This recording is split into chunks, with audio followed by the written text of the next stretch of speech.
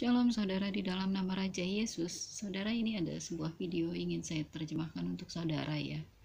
Video ini tidak utuh, saya ambil setengahnya aja karena dia bicara dengan cepat, jadi saya harus lambatkan, dan dilambatkan pun sudah memakan 12 menit ya saudara. Tapi saya mendapatkan bagian yang penting untuk saya bagikan kepada saudara. Ini adalah mimpi, jadi mimpinya sudah langsung jalan ya saudara. Sebentar saya putarkan untuk saudara. Sebentar ya, saya mundurkan ya. Dia berada di dalam sebuah rumah, semua rumah yang terang, ada sebuah kursi, ada sepasang laki perempuan yang ada di seluruh ruangan itu. Ada di tingkat atas ada kamar-kamar yang diisi dengan pasangan yang berbeda-beda. Mimpi ini seperti sebuah tempat di mana sebuah hayalan menjadi memperoleh wujudnya. Jadi hayalan ini adalah berada di dalam dasar hati saudara yang mendapatkan wujudnya sangat gelap. Ketika saya sedang mengamati ruangan itu, saya dengar suara pintu diketuk. Jadi saya bangun, membuka pintu, dan di luar pintu saya melihat daratan yang penuh dengan perempuan. Saya punya pilihan untuk memilih mengundang perempuan itu atau tidak, atau pergi ke atas. Tetapi perempuan itu saya bawa ke dalam. Jadi saya lihat perempuan itu sebetulnya adalah hayalan saya, sesuai dengan posturnya, tingginya. Saya tidak perlu kata-kata untuknya. Dia langsung memegang tangan saya dan duduk bersama. Jadi dia pegang tangan saya, kita duduk bersama di kursi. Ketika kita ngobrol, tahu-tahu dia buka bajunya. Saya tidak tahu bahwa ini berjalan begitu cepat. Jadi saya ingat dia berbicara, "Ayo, cobalah tubuh saya. Ini manis." Apa kata saya? Dia bilang, "Ayo, cobalah tubuh saya. Ini manis." Jadi saya punya perasaan untuk menurutinya. Dan saya cobain, dan oh ya ampun, ini manis. Dan pada saat saya mencobai tubuhnya, saya memasuki pada tingkat pemberontakan kepada Tuhan yang tidak pernah saya pikir itu pernah terjadi. Dan saya tahu bahwa pemberontakan saya menjadi begitu gila, karena ketika saya menikmati tubuhnya, saya mendapati bahwa dia punya alat kelamin laki-laki dan alat kelamin perempuan. Ketika saya melihatnya, karena begitu saya dalam pemberontakan, saya tidak peduli.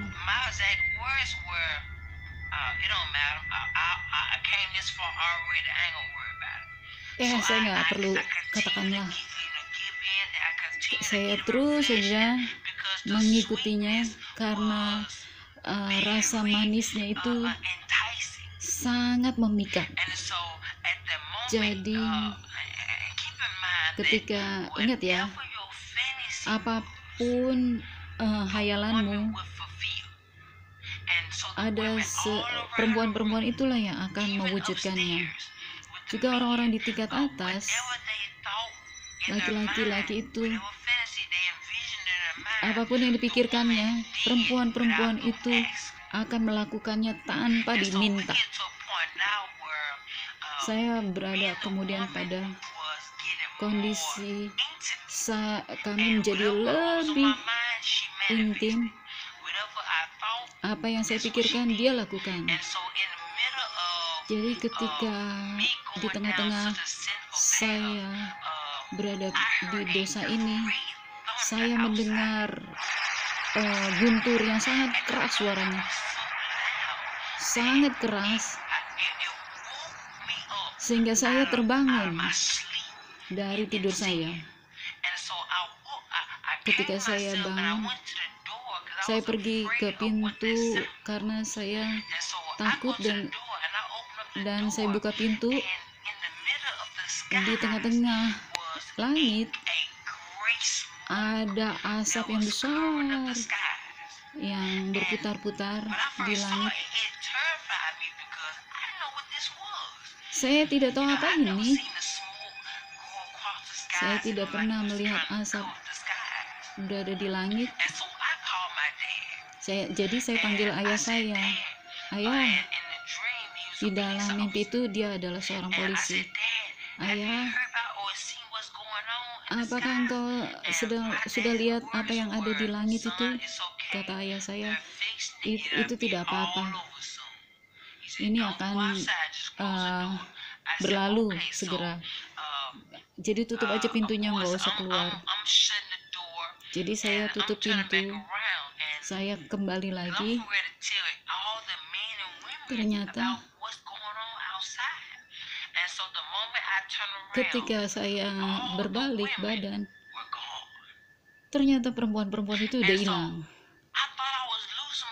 Saya pikir saya udah lupa ingatan. Saya berada di pintu yang cuma satu-satunya pergi keluar dan masuk. Saya tahu ini sangat gila karena laki-laki yang ada di tingkat atas, mereka juga bertanya, ada apa ini? Kok perempuan-perempuan hilang? Saya seperti kehilangan ingatan.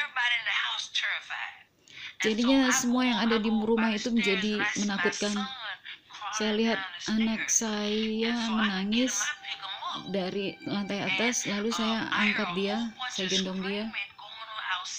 Saya mendengar suara teriak-teriak di luar, saya gendong anak saya keluar.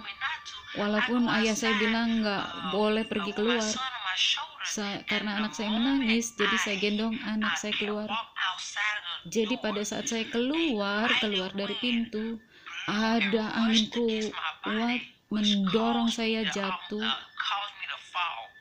membuat saya jatuh. Anak saya jadi terdorong ke langit dan anak saya hilang. Dia hilang, nggak tahu kemana. Saya teriak-teriak, di mana anak saya? Di mana anak saya? Ada yang lihat anak saya? Tidak ada yang memperhatikan saya karena semua.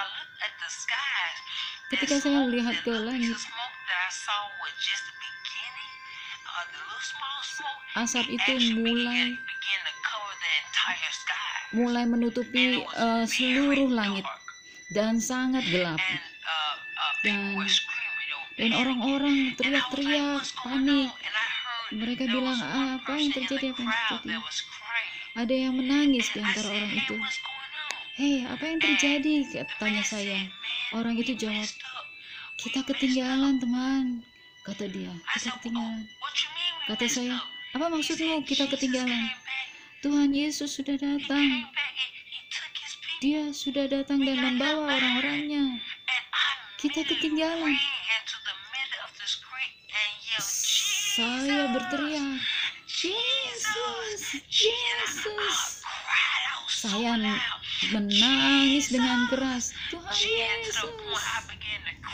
Saya mulai menangis, Yesus, Yesus. Saya bisa melihat ada pancaran cahaya di langit. Sepertinya kelihatannya pergi meninggalkan,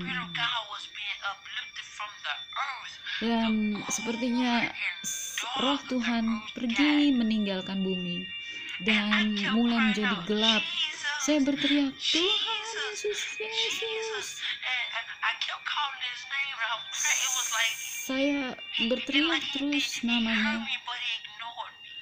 Saya rasa dia mendengar saya berteriak, tapi dia tidak mempedulikan saya. Saya jadi berteriak, bangun, bangun pada diri saya. Saya garuk-garuk badan saya supaya saya bisa bangun, tapi saya tidak bangun.